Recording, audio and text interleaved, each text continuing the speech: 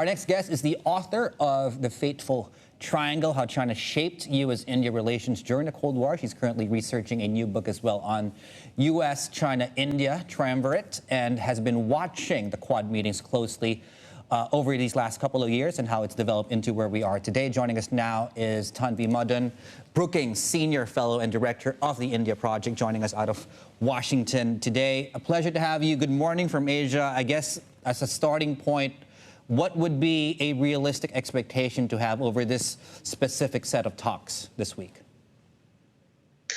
I think, good morning, David. I think, one of the things that we are expecting to see is that there might be, we will not expect necessarily a joint statement. The Quad does not necessarily and usually do issue a joint statement. I think one thing that is important is that the fact that the meeting is taking place, that it is taking place in person in Tokyo, is significant in and of itself. It's happening in the midst of a China-India boundary crisis. It's happening just in the midst of COVID as well. This is only the second ministerial meeting between these four countries. The last one took place in New York a year ago. What a lot of people will be looking for is whether or not the four countries will agree that Australia will join the U.S., India, Japan maritime exercise Malabar. But even that, if that's not announced during this visit, the other thing I think to watch for is if any initiatives are announced, either geopolitical or economic, such as the recent Australia, Japan, India supply chain resiliency initiative. Well, the other point, I guess, here is when I look at these four countries individually, China either is the biggest trading partner, if not a very close second. So I guess in terms of managing our expectations, what do you think? How far do you think this group can actually push and take a hardline stance on China, given those individual realities?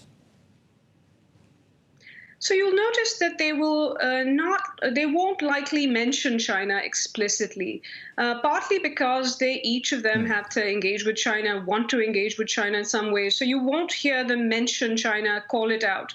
But you'll see it and you'll hear it in the language that they use. They'll talk about a rules-based order. They'll talk about respecting sovereignty. They'll talk about trying to ensure that countries can are free to make their choices, that they're not subject to economic coercion.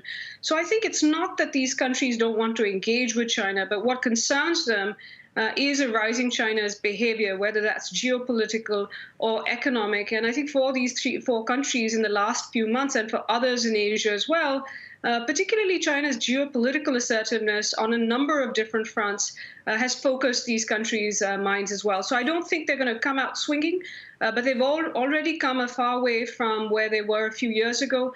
And frankly, that would not have been possible or would not have happened without kind of what they see as Chinese assertiveness in the region and in global institutions as well. And on the point that you earlier made on these border disputes, I think we sort of have to note that these things don't happen out of coincidence, and these things aren't random. And, we've seen, I guess it depends who you ask who started it, but I think what's clear is that you have had a lot more activity, whether that's the Himalayas between India and China. We've seen Taiwan Strait, to a lesser extent, the South China Sea. Can these things actually get solved, in your view?